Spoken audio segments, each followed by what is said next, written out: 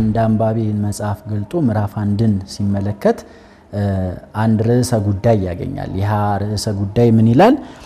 የቤተ እምነቶች ክፍፍል መቼና እንዴት ተጀመረ? መነሻቸው ምንድነው? እንደራሳቸው ሐሳብ ቴዎሎጂን ወይም ነገረ እግዚአብሔር እንደ ሳይንስ ማጥናት የሚል ሐሳብ የኢትዮጵያ የነበሩ ባህሎችና እሴቶች መጥፋት እንደጀመሩ አንስቶ ነው እንግዲህ የነገረን ማለት ነው። ክርስቶስ ስለጠራን ቤተክርስቲያን ገፋችን የሚሉ ሐሳቦች አሉ። 3 ትልልቅ አበይት ጉዳዮችን ማውጣት እንችላለን። እግዚአብሔር አይወልድም አይወለድም ለሚለው ራሱ ማረጋገጫ ሰጥቶ ስተት እንዳያገኙ አደረጋቸው። በሱ አስተሳሰብ ምን ማለት ነው? ሥላሴ የሚባል ነገር የለም ማለት ነው።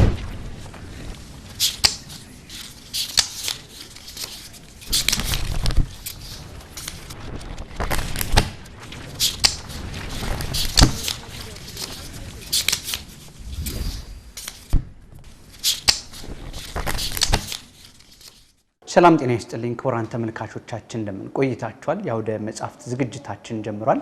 የዛሬው የአውደ መጽሐፍት ዝግጅታችን ዳሰሳ በማድረግ ወደ እናንተ የሚደርሰው መጽሐፍ አውስኦተ ኦርቶዶክስ የተሰኘ ሲሆን ይህ መጽሐፍ የተዘጋጀው በኩረ ምእመናን ተካልኝ ነጋሽ በተባሉ አባት ነው ማለት ነው። እንግዲህ በዚህ መጽሐፍ ላይ ያሉት ጉዳዮች ምንድናቸው? በይበልጥም የኦርቶዶክሳዊት ቤተክርስቲያን አስተምህሮን በያዙ ጉዳዮች ላይ ትኩረት አድርጎ የተዘጋጀ መጽሐፍ ነው። ይህ መጽሐፍ እንግዲህ ማንኛውም ሰው ቢያነበው በቀላሉ ሊረዳው ሊገነዘበው የሚገባና በይበልጥም ደግሞ በቃል የምንሰማቸው በታሪክ የምናውቃቸው ጉዳዮችን በዝርዝር የመጽሐፍ ቅዱሳዊ ማብራሪያን በመስጠት የተዘጋጀ መጽሐፍ ነው። እንግዲህ ዝርዝር ሐሳብ ወደ እናንተ የምናቀርብ ነው የሚሆነው። እንደተለመደው መጽሐፉን በማብራራት ከኛ ጋር የሚቆይ እንግዳ ጋብዘናል። እንኳን ደህና መጣ። መልካም። እንግዲህ በሌሎች መጽሐፍቶች ስለምንተዋወቅ ብዬ ነው ተመልካቾቻችንም ያውቀዋልና እንግዲህ አውስኦተ ኦርቶዶክስ ወይም ደግሞ የቤተ ክርስቲያን ኦርቶዶክሳዊ ምላሾች በሚል የተዘጋጀ መጽሐፍ ነው። እንደው አዘገጃጀቱ ምንድነው የሚለው እንደተለመደው ከዛ ተነስተን ምን አይነት ይዘቶች አሉት የሚሉትን እንደው ቅርጻዊ ይዘቱ ምንድነው ከሚለው ብንጀምር መልካም። እግዚአብሔር ያክብርልን። አውስኦተ ኦርቶዶክስ ያው በኦርቶዶክስ በኢትዮጵያ ኦርቶዶክስ ተዋሕዶ እምነት ዙሪያ ላይ የሚነሱ አንዳንድ ጥያቄዎችን መልስ የተሰጠበት ማብራሪያ የተሰጠበት መጽሐፍ ነው እና አዘጋጀቱን በምንመለከትበት ጊዜ ቀድሞ ጥንታዊቷ ኢትዮጵያ የነበራትን የአኗኗር ስልትና ባህል መነሻ አድርጎ ነው እንግዲህ መጽሐፉ የተዘጋጀው። እንደሚታወቀው ኢትዮጵያ ሀገራችን ቀደምት ከሚባሉና ጥንታውያን ከሚባሉ ሀገራት ውስጥ ግንባር ቀደም ነች። እንደሚታወቀው ወደ ኢትዮጵያ ሀገራችን ከእስልምና በፊት ኦርቶዶክስ ተዋሕዶ ክርስትና እንደገባ መጽሐፍ ቅዱስ እንዲሁም የተለያዩ መረጃዎች ምስክሮቻችን ናቸው። ከዚያ በኋላ እንግዲህ እስልምና እንደገባ ይታወቃል። እስልምና ወደ ኢትዮጵያ በሚገባበት ጊዜ ግን በጦርነትም አይደለም ሰላም ነስቶም አይደለም መልካም በሚባል ሁኔታ ወደ ኢትዮጵያ እንደገባ ከዛ በኋላ እንግዲህ ክርስትናና እስልምና እጅግ በጣም ደስ በሚል ማህበራዊ መስተጋብር ውስጥ እሴታቸውን ጠብቀው እየተረዳዱ እየተቻቻሉ ጠላት በሚመጣ ጊዜ ሃይማኖት የግል ነው ሀገር ግን የጋራ ነው ብለው ጠላትን የሚዋጉበት ጥሩ የነበረ ጊዜ እንደነበረ የታሪክ ማህደር ይነግረናል። ነገር ግን ይሄ አዲሱ ጄኔሬሽን ከመጣ በኋላ እነዛ ነገሮች መጥፋት ጀምረዋል። በተለይ ደግሞ ክርስቲያን ያይደሉ ነገር ግን ራሳቸውን ክርስቲያን ነን ብለው የሚጠሩ በክርስትና ስም የሚነግዱ የተለያዩ መናፍቃን ሰዎች የዚህ ሃይማኖት ከዚህኛው ሃይማኖት ይበልጣል የኔ ይበልጣል የዚህ አንሳል የሚል አይነት መጥፎ የሆነ አስተሳሰብ መርጨት ጀምረው የተለያዩ የኢትዮጵያ የነበሩ ባህሎችና እሴቶች መጥፋት እንደጀመሩ አንስቶ ነው እንግዲህ የነገረን ማለት ነው። ከዛ በኋላ ሃይማኖቶች ላይ መንቋሸሽ ተነሳ። ስድብ ቀረሽ ዱላ ቀረሽ አይነት ንግግሮች መምጣት ጀመሩ ማለት ነው። ዝም መባሉ ደግሞ ምን ያክል ድረስ መጥቷል? ጣዖት አምላኪያን ተብላ ቤተክርስቲያን እስከ መሰደብ ደረጃ። ይህም በጣም የሚያሳዝንና የሚያስቆጭ አይነት ዘመን ላይ እንደገባን መነሻ ያደርግና ይሄ ነገር ግን አግባብ እንዳልሆነ እነዛ መናፍቃን በክርስትና ስም የሚነግዱ ሐሳውያን የሚያነሱት ሐሳቦች ፈጽሞ ከእውነት የራቀ መሰረትነት የሌለው የመጽሐፍ ቅዱስ አስተምሮ እንዳልሆነ ለማሳሰብና ለማስረገጥ የተለያዩ የነሱን ጥያቄዎች እያነሳ መልስ እየመለሰ ማብራሪያ እየሰጠ የሄደ የመጽሐፍ አይነት እንደሆነ ከዝግጅቱ ለመረዳት ሞክረናል ማለት ነው። መልካም ጥሩ አርገህ ነው የገለጽከው። ምናልባት ያው ቀደምት የነበረችው ኢትዮጵያ ምን ትመስል ነበረ ብለው በታሪክ ሲያነሱም የሚያገኙት መሆኑ ነው። ቅድም እንደጠቀስከው ከኛ ውጭ የሆኑት የእምነቱ ተከታዮች በኢትዮጵያ ውስጥም ሲስፋፉ በሰላም ስለመሆኑ ይመጣና ግን ይሄንን አለማወቅ ትክክል አለመሆኑ መልስ ሊሰጥበት እንደሚገባ እንግዲህ ከተማረው ካስተዋለው በወቅቱ ካሉት ጉዳዮች አንፃር አንስቶ እንግዲህ መጽሐፉ እንዲህ ያነሳል። ያው እንዳጠቃላይ ይሄ መጽሐፍ ስናየው ምናልባት 6 ምዕራፎችና በ164 ገጽ ነው የሚጠናቀቀው። የመጀመሪያው ህትመቱ ወደ 2009 አካባቢ የታተመ ሲሆን 3 ጊዜ ያህል ታትሟል። 2010 ላይ የታተመው ሁለተኛው እትሙ ነው እጃችን ላይ የሚገኘው። መጽሐፉ ራሱ ካዘገጃጀቱ ስናመጣው አቀራረቡ ስናነሳ ሌሎች ያው የመጀመሪያ ስራቸው ነበረ መምህሩ ሲያዘጋጁትና ማንኛውም ጀማሪ እንኳን የመጽሐፍ ማንበብ ልምድ የሌለው አሁን የጾም ወራት ነው አይደለ? ማንበብ ቢፈልግ በቀላሉ ሊረዳው የሚችል ሚስጥር ያልሆነ የቀሩት ጉዳዮች ወደ ኋላ ሄደህ አይነት ነገሮች ብቻ የሚያይደሉ አዘገጃጀቱ ላይ ወደ ኋላ ላይ ተመጣበታለህ ብዬ ተስፋ አደርጋለሁና የመጽሐፍ ቅዱስ ሐሳቦቹን ሙሉ በሙሉ ወስዶ ኮት አድርጎ ነው ሲያስቀምጥ የነበረው። ጥቅሱን ሳይሆን ሐሳቡ ሙሉ በሙሉ ነው አስረጃ አድርጎ ያቀረበበት። ለሚነሱት ጥያቄዎች ስተት ተብሎ ለተነሱት መናፍቃን ወደ ኋላ ላይ የሚያነሷቸው ሐሳቦች አሉና ለነዛ መልስ የሰጠበት ሂደት አንድ አንባቢ ቢገባ የትም ሳይሄድ ሙሉ ምላሽ እንዲያገኝ ብዬ ያዘጋጀሁት ነው የሚል ራሱ አዘጋጁ ምላሽ የሰጡበት ነው። እናንተም ተመልካቾቻችን ከኛ ጋር ስትቆዩ በዚህ መጽሐፍ ላይ ምን ተነሱ ወደ ኋላ ላይ ሄደን ሶስቱ ዓለም አቀፍ የቤተክርስቲያን ጉባኤያት ላይ የነበሩት ሐሳቦችን በማንሳት ያብራራበት ሌሎችም ሐሳቦች ላይ ምን ነጥቦች ተነስተዋል የሚሉት በቀጥታ ወደ እናንተ ይደርሳል። አሁንም ከኛ ጋር ሆኑ፣ ብዙ ታተርፋላችሁ። መልካም እንግዲህ እስቲ እንዳዘገጃጀቱ ይሄን ከተመለከትን ስንት ያው 6 ምዕራፎች እንዳሉ ነግረናልና ምን ርዕሰ ጉዳዮች ተነሱ ብለን ርዕሶቹን ብታስተዋውቅ። የተነሱ ርዕሰ ጉዳዮች እንደተናገርከው በ6 ምዕራፎች ላይ ተዘርዝረው ተቀምጠውልን እናገኛቸዋለን እና እነዛን 6ቱን ምዕራፎች በኋላ ዝርዝራቸው ላይ እንመጣለን። 6ቱን ምዕራፍ ግን ስንጨምቅ 3 ትልልቅ አበይት ጉዳዮችን ማውጣት እንችላለን። የመጀመሪያው ትልቁ ጉዳይ ምንድነው ከተባለ ዕቅበተ ሃይማኖትን በሚገባ ያስረዳሉ እነዚህ 6ቱ ምዕራፎች ማለት ነው።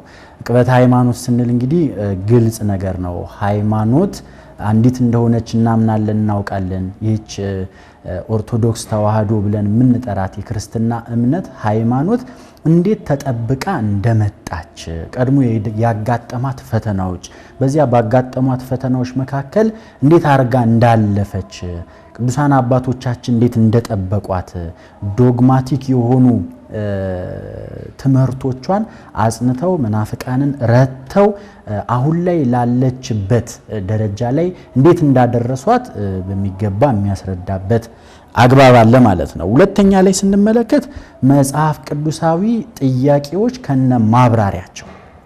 መጽሐፍ ቅዱሳዊ ስንል በ6ቱ ምዕራፎች በተለየ ሁኔታ ከምዕራፍ 3 በኋላ ያሉት 3ቱ ምዕራፎች ላይ በክንውን ወይም በድርጊት የተገለጹ መጽሐፍ ቅዱስ ላይ የምናገኛቸውን ታሪኮች በዚያ ታሪኮች ላይ የሚነሱ ከመናፍቃን የሚመጡ ጥያቄዎችን እያነሳ እያወሳ ትክክለኛውን የክርስቲያን አስተምህሮ ደግሞ እያስረዳ ያለፈበት አግባብ አለ ማለት ነው። የመጨረሻውና ሶስተኛው በነገረ ቅዱሳን ላይ በጥቅሉ ከቅዱሳን መላእክት ጀምሮ ከእመቤታችን ቅድስት ድንግል ማርያም ከተለያዩ ቅዱሳን አባቶች የሚነሱ የተለያዩ ጥያቄዎችን እያነሳ የሰጠበትን ምላሽ በሚገባ ማግኘት የምንችልበት ሁኔታ እንዳለ ከመጽሐፉ መረዳት እንችላለን ማለት ነው።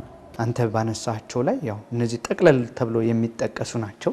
ዝርዝር ሐሳቦች ላይ ደግሞ ስንመጣ በመጀመሪያው ትኩረቱን ሲያደርግ በዋናነት ሶስቱን ያይና ግን ከዛ በፊት ስላሉት አብያተ ክርስቲያናት የቤተ ክርስቲያን ህብረት ምን ይመስል ነበር የሚለውን ጅማሮቹን እያስረገጠልን ነው የሚሄደው። ምናልባት አሁን ላይ የምንሰማቸው ሐሳቦች አሉና በተለይም የኛ ውዳዴ ጾም ሲመጣ ጾም አብይ ሲመጣ ሁሉም ጠያቂ የሚሆንበት ሁሉም ወቃሽ የሚሆንበት አጀንዳ ሰጥቶ ሰው ነፍሱን ከእግዚአብሔር ጋር እንዳያገናኝ ሆን ብለው ለሚነሱ ጥያቄዎች ወደ ኋላ ላይ ተመልሶ ሰዎች ለምን እንዲህ እንደሚሆኑ ከነ ምክንያቶቻቸው እየተናገረ ይመጣልና ወደ በዝርዝር ወደ በኋላ ላይ ታብራራቸዋለህ ብዬ ተስፋ አደርጋለሁና እስቲ ከተነሱት ስድስቱ ምዕራፎች ያው እያንዳንዱን አናብራራምና የተመረጡት ላይ ከምዕራፍ 1 ጀምረን ያሉት ሐሳቦች እያየን ብንቀጥል።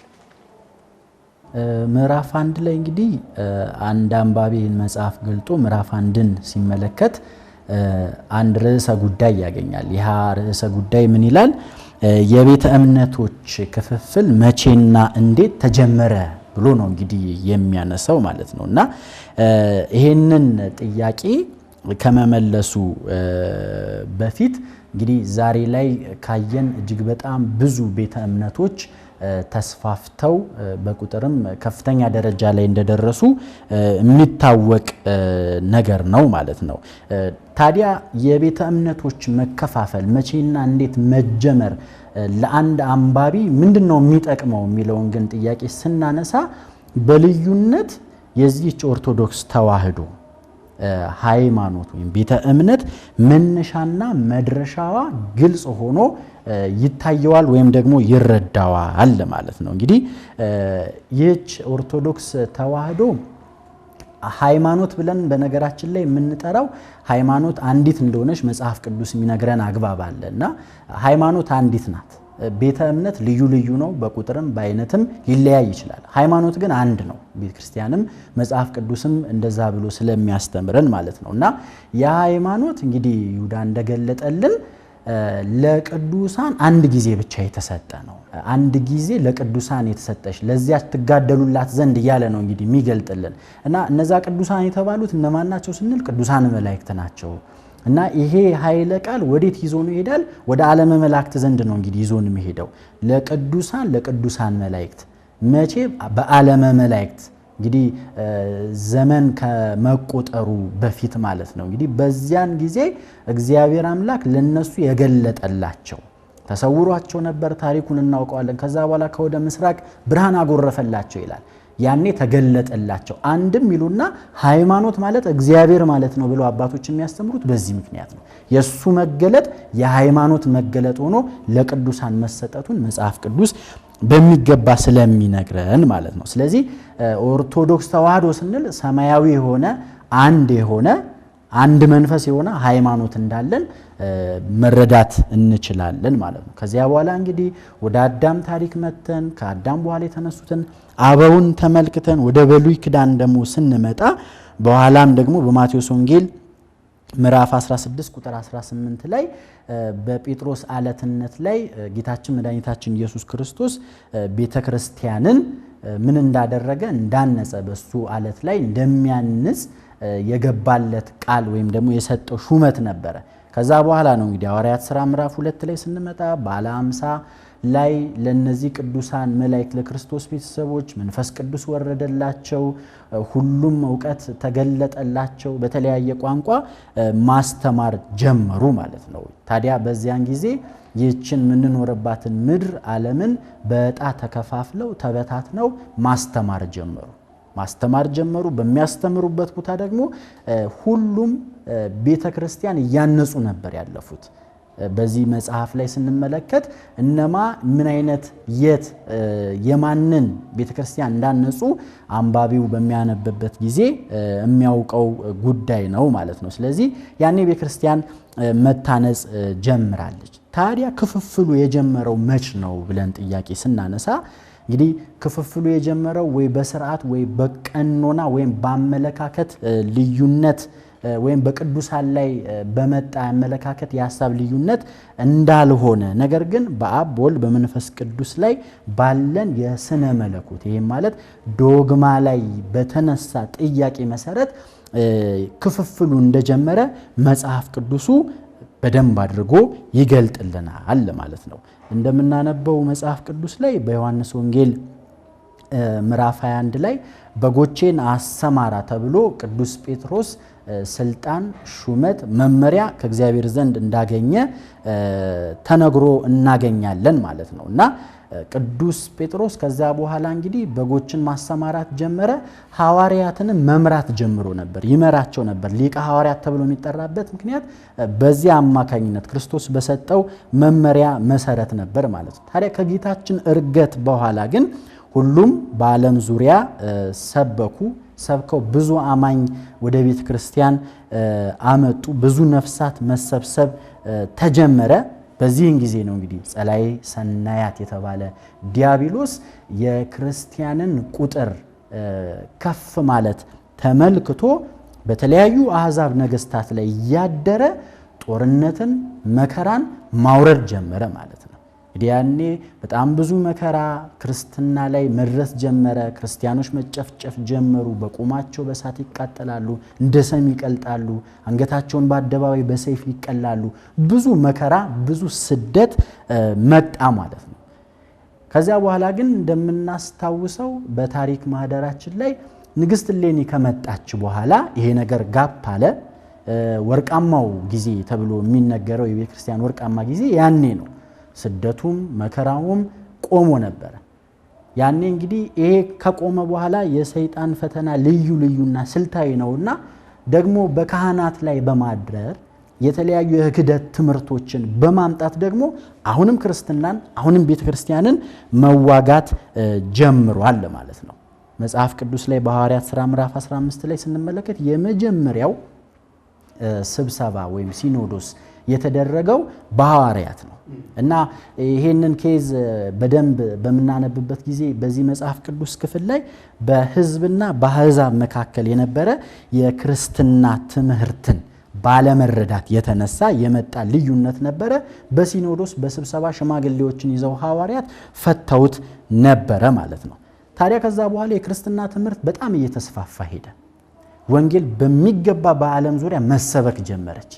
በዚያ መጠን ግን ታዲያ የፍልስፍና ትምህርት መምጣት ጀመረ ማለት ነው። ከጊዜ በኋላ ክርስትና ትምህርት በተስፋፋበት መጠን ይህ የፍልስፍና ትምህርት የነ ፕሉቶ ትምህርት በደንብ መስፋፋት ጀመረ። ግኖስቲክስ ተብለው የሚታወቁ እነዛ ፈላስፎች መብዛት ጀመሩ። ታዲያ ይሄ ምን ይዞ መጣ ካልን የክርስትናው ትምህርት ከፍልስፍናው ትምህርት ጋር መቀላቀል ጀመረ ማለት ነው። የክርስትናውን ትምህርት በፍልስፍና ትምህርት መሰረት አድርገው መተርጎም ጀመሩ። ከዛ በኋላ ነው እንግዲህ በቤተ ክርስቲያን ላይ ያ ዲያብሎስ እነዚህን መናፍቃን እያነሳ መዋጋት የጀመረው ማለት ነው። ከነዚህ ከሃዲያን መካከል ስናነሳ መጽሐፉም እንደሚያስቀምጥልን የመጀመሪያው ማን ነው ካለን አሪዮስ ነው። እንግዲህ አሪዮስ ተነስቶ እንግዲህ ከ400 ክፍለ ዘመን አካባቢ ላይ አሪዮስ ተነስቶ ያነሳው ጥያቄ ወይም ደግሞ ያመጣው ክደት ምን ነበር ብለን ስናስብ ሎቱ ስብሐት ክብር ምስጋና ይግባውና እግዚአብሔር ወልድ ፍጡር ነው የሚል ነበር።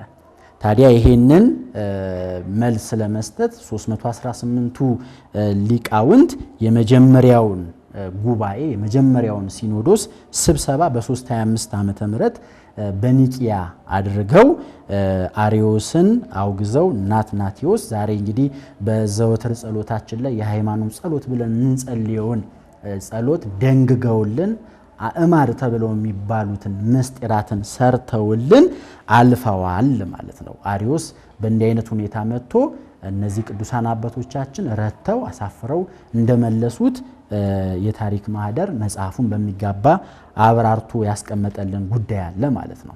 መልካም ጥሩ አድርገህ ነው መሰረታዊውን ነጥብ የሚያስጨብጥ ጉዳይ ነው። በተለይም ምዕራፍ 1 ላይ ያለውን የመጽሐፉ ከፍተኛው ሰፊውን አንቀጽ የያዘው ምዕራፍ 1 ነው። ትልቁን ቁጥር ያዘውና ቅድም እንዳብራራቸው ያው ዝም ብሎ የክርስትናው እምነት ሲስፋፋ የጠቀስካቸው ሶስቱ ክፍሎች ይስፋፋበት የነበረውን ሶስቱ ክፍሎች ናቸው። የመጀመሪያው አብርሃሚክ የሚባሉት አብርሃማዊ እምነትን ይከተሉ የነበሩ ብሉያትንና የአብርሃም እምነት ይከተሉ የነበረ በኋላ ክርስትናው ጋር የነበረ ነው።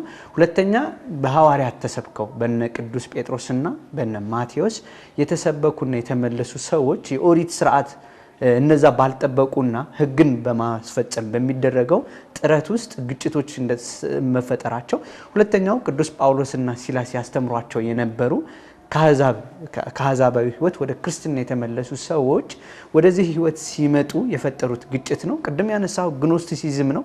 እዚህ ጋር ስንመጣ ግኖስቲሲዝም አሁንም በዘመናችን ትናንትና አስቀድሞ ከሺህ ዓመታት በፊት የወደቀው ሐሳብ እንደ አዲስ ማቀንቀን የጀመሩ አሉ። መነሻቸው ምንድነው? እንደ ራሳቸው ሐሳብ ቴዎሎጂን ወይም ነገረ እግዚአብሔር እንደ ሳይንስ ማጥናት የሚል ሐሳብ ተነስተው በእኛ ቤተክርስቲያን አባቶቻችን ሲያስተምሩ ተማህሎላዊ ህብረትን ነው የምናነሳው። ይሄ በመገለጥ ውስጥ ያለ ክርስትና መሆኑ የስነ መለኮት መምህራን መጽሐፍትን አጣቅሰው ያስተምራል። እነሱ ግን እንደ ሳይንስ ስለሚያጠኑ ተጋጨባቸው ይላል። ስለዚህ የአሪዮስ መነሻው ምናልባት የቤተክርስቲያን ታሪክ በዓለም መድረክ የሚለው የብፁዕ አባታችን የአቡነ ጎርጎርዮስን መጽሐፍ ሲያነቡ የአሪዮስ ለመጥፋቱ ይሄ ፕላቶኒክ አይዲያ ያቀነቅን የነበረው ሉቂያኖስ ይሄን ደግሞ የተማረው ቢባል አንጾኪያ ትምህርት ቤት ውስጥ በከፍተኛ ሁኔታ ተምሮ ለመረበሹ መጣ ይልና በቤተክርስቲያን የወጡ ሰዎች ክርስቶስን በመጥቀሳችን ክርስቶስን በማለታችን አሁን ላይ እንደምትሰማው ሚዲያው እያጨናነቀ ያለ ሐሳብ አለ። ሌሎችም ክርስቶስ ስለጠራን ቤተክርስቲያን ገፋችን የሚሉ ሐሳቦች አሉ። ነገር ግን አባቶቻችን ያመጡት ይሄ የሚጠራው ክርስቶስ ለምሳሌ በአሪዮስ የተገለጠው ክርስቶስ ቤተክርስቲያን የማታውቀው ክርስቶስ ስለሆነ ነው። ምክንያቱም የዓለማት ፈጣሪ የሁሉ አስገኝ ዓለማትን በእጁ የያዘ ነው። ክርስቶስ ኢየሱስ በዛ በጴጥሮስ ላይ የመሰረተው ወልደ እግዚአብሔር ወልደ ማርያም መሆኑን ለመጀመሪያ ጊዜ መሰከረ።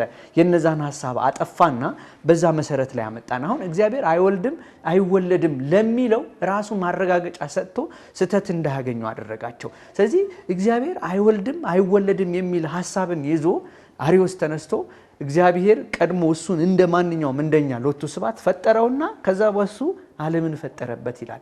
ይህ እንዳልሆነ ሁሉ በሆነ አንድ አምላክ ብለው ይህንን ጸሎተ ሃይማኖት አባቶቻችን ሲሰሩልን አውግዘው ይሄንንም የማይቀበል የሚያነሳ ቢኖር የጠፋ ይሁን ብለው ይናገራሉና እንደው ለዚህ እንትኑ እዚህ ጋር ከመጽሐፉ ላይ ተወሰደው ሐዋርያው ቅዱስ ጳውሎስ የጠቀሰውን ዋቢ አድርጎ ሲናገር ምን ይላል?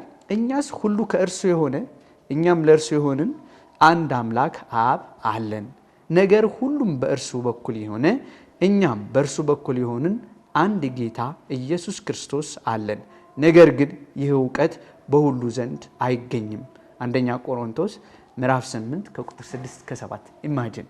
ይሄ ነው በቃ በኦርቶዶክሳዊና የክርስትናው እምነት ውስጥ የተነሱት ቤተ እምነቶች ለምን ሰፉ ሲባል የኢትዮጵያ ኦርቶዶክሳዊት ተዋሕዶ ቤተክርስቲያን በጴጥሮስ መሰረት ላይ ያለው የተገለጠው ክርስቶስን ነው እንጂ የምትሰብከው ሰዎች እንደ ሐሳባቸው ይሄ በቴዎሎጂ ውስጥ ባለው እንደ ሳይንስ አጥንተው ግኖስቲሲዝም ያናቸው የቀደመ የግሪክ ፍልስፍና በተከተሉ ሰዎች የመጣው ክርስቶስ ሳይሆን አማናዊው ሰማይና ምድርን የፈጠረ በስጋ የተገለጠው አምላክን የምትሰብክ ቤተክርስቲያን ይሄንን ያላመጡ ሰዎች ጌታዬ ልክ የግል ያዳኝ ካህኔ ሊቀ ካህንነቱን እየካዱ ለስም አጠራሩ ክብር ይግባውና የሚሰጠው ስም አዳኝነቱን ማንነቱን የሚገልጽ የአባቶቻችንን ያላመጡ ሰዎች ይህን ትምህርት ባላመጡ ጊዜ ሲጠየቁ ምን ይላሉ? ክርስቶስን ስለጠራን ይላሉ። መጽሐፍ ምን ይለናል? ይህ ዕውቀት በሁሉ ዘንድ የለም ይላሉ። አሪዮስን ይዞት የመጣው ክርስቶስ ልክ ስላልነበረ ነው ያን ጉባኤ ያስፈለገና ከቤተ ክርስቲያን ህብረት እንዲለይ። አይተው ከሆነ ረጅም ጊዜ የጸሎት ሰዓት ምናምን ተደርጎ ተከራክሮ እንዲጠፋ ሳይሆን እንዲያውቅ ስላላወቀ ግን ከቤተ ክርስቲያን ተቆርጦ ተለየና ጊዜው አሁን እንግዲህ ጥያቄዎች ሐሳቦች የሚነሱበት እንደመሆኑ መጠን ሰዎች ለሰዎች ሲነሱ ማርያም ሲሉ እንትን ይላሉ። ክርስቶስ ሲባል ግን የሚባሉ ሐሳቦች ሁሉም ከቤተ ክርስቲያን የሚወጡ ሰዎች የሚያነሱት ሐሳብ ነው እና መነሻቸው እነሱ ሳይሆን አስቀድሞ የነበሩ ከሃዲያንም ይሄን ያነሱ እንደነበረ መጽሐፉ በደንብ ያብራራ ይጠቅስልናልና በዚህ ምዕራፍ ላይ ምናልባት ወደ ሌሎቹ ከመንሄድ የምጠቀልለው የምታነሳቸው ሐሳቦች ካሉ ብጨምርበት። ምናልባት እዚሁ ከአሪዮስ ሳንወጣ መነሻ የመጽሐፍ ቅዱስ ቃል አድርጎ ሎቱ ስብሐት ወልድን ፍጡር ያለበትን ምክንያት ቤተክርስቲያንም ስታስተምር እግዚአብሔር የመንገዱ መጀመሪያ አደረገኝ የሚለውን ቃል ወሰደና የመንገዱ መጀመሪያ ማለት ስነ ፍጥረት ነው ብሎ ነው የደመደመው። ስነ ፍጥረት ነው ብሎ ደመደበና ያንን ያዘና እግዚአብሔር ወልድን ፈጥሮ ፈጠረበት ብሎ እግዚአብሔር ወልድን ፍጡር ነው ብሎ 4 ነጥብ ዘግቶ ነበር ሲከራከር የነበረው ማለት ነው። ታዲያ የሱ ይሄ ክህደት በኒቂያ ላይ ቢረታም ከዛ በኋላ ግን ቀጣይነት አግኝቶ ነበር። ደግሞ ከሱ በኋላ ደግሞ የሱ ቢጤ መቅዶኒዮስ ተነስቷል። መቅዶኒዮስም እንግዲህ የመቅዶኒዮስም ክህደት ስንመለከት ያው ያ ንጉስ ቴዎሲዮስ ተብሎ የሚጠራው አንደኛ ተብሎ የሚጠራው የነበረውን አሪዮስ ያመጣውን እንዲሁም ደግሞ መቅዶኒዮስ ደግሞ ያነሳውን ክህደት ይሄን ክፍፍሉ ለማጥበብ ሲል ነው እንግዲህ ሁለተኛውን በቁስጥንጥንያ 381 ላይ ዓለም አቀፍ ሲኖዶስ አድርጎ አስጠርቶ ለማጥበብ ለመነጋገር መልስ ለመስጠት ያደረገበት ምክንያት ያ ነበረ። ክብር ምስጋና ይግባውና መንፈስ ቅዱስ ፍጡር ነው ብሎ ነበር የተነሳው መቅዶኒዮስም ማለት ነው። ስለዚህ በሱ አስተሳሰብ ምን ማለት ነው?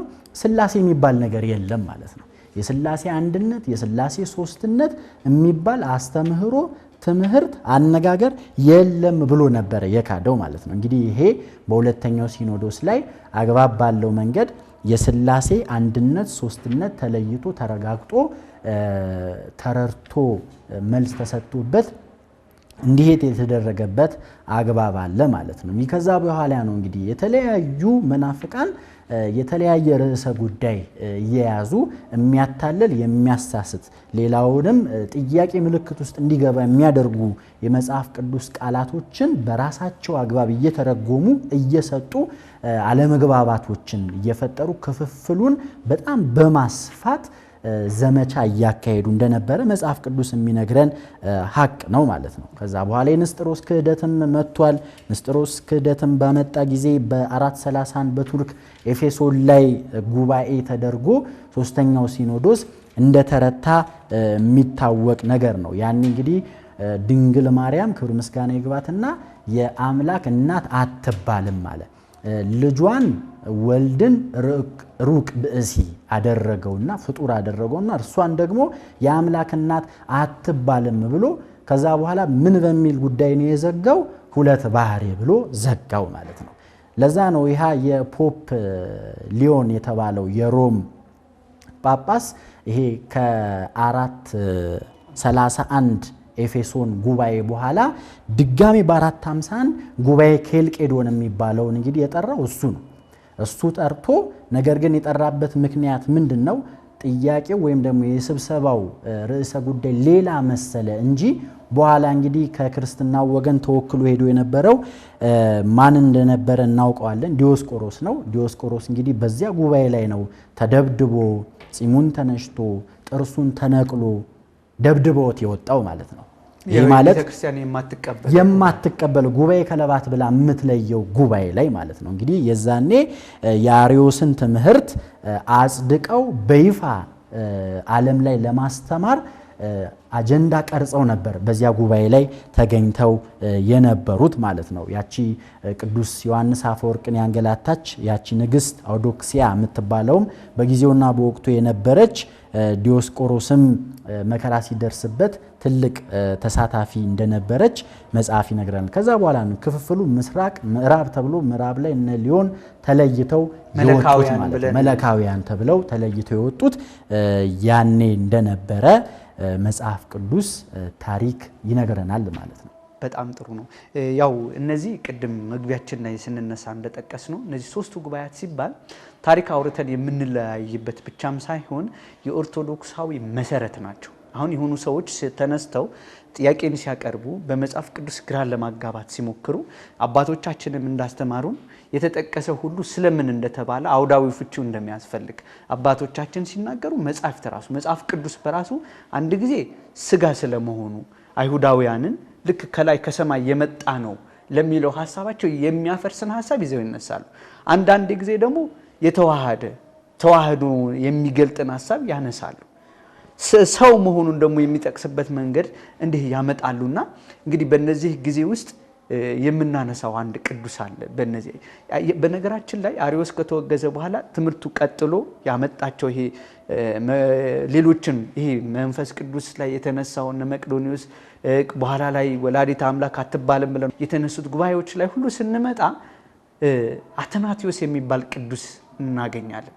ብቻውን ሆኖ 17 ዓመት ሲጋዝ ይሄንን ትምህርት የመጀመሪያው ሰው አሪዮስ ሲረታ ቃላትን በማምጣት ከሚስጥረ ሥላሴ የጠለቁ ቃላትን በመጠየቅ በሐሳቡ እየወደቀ በወቅቱ ግን ዲያቆን ነበረ። ከዛ ከተሾመ በኋላ ግን ለብዙ ዓመታት እንዳሳደዱት ይጠቀሳል። ዛሬም ኦርቶዶክሳዊት ተዋሕዶ እምነት ለማስፋፋት በሚደረገው ጥረት ውስጥ የተለያዩ እገዛን በማግኘት የምትሳደድበት በኢትዮጵያ ኦርቶዶክሳዊት ተዋሕዶ ቤተክርስቲያን ጽኑ መሰረት ላይ ያሉ መምህራን የሚገፉበት አባቶቻችን የሚናቁበት ዋናው ምክንያት እንዲህ አይነት ነገር ነው። ከዛን ጊዜ የተነሱ ነውና ለልቦናችን መከፈል እኔ ቄስ ነበርኩ፣ እኔ ዲያቆን ነበርኩ፣ እኔ ሰንበት ተማሪ ነበርኩ ሲሉ አስቀድሞም እኮ ይሁዳ ሐዋርያት ነበረ። ጌታውን ግን ስሙ ሸጠ።